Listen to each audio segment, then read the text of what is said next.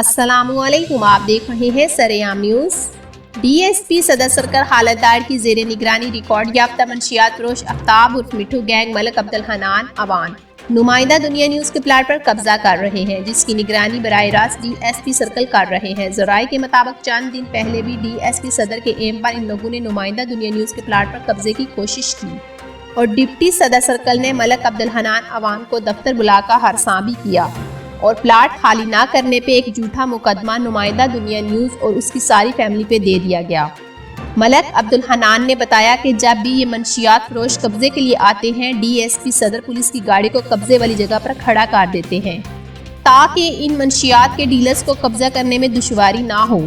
انہوں نے D P او حافظ آباد اور آئی جی پنجاب سے مطالبہ کیا ہے کہ فوری میری حویلی پر قبضے کو روکا جائے، نہیں تو میرا بہت بڑا نقصان ہو جائے گا، اور ڈی ایس پی صدر کی طرف سے مجھے مختلف جھوٹے مقدمات میں پھنسانے کی تیاری بھی کی گئی ہے۔ مجھے ڈی ایس پی صدر سرکل سے فوری تحفظ فراہم کیا جائے۔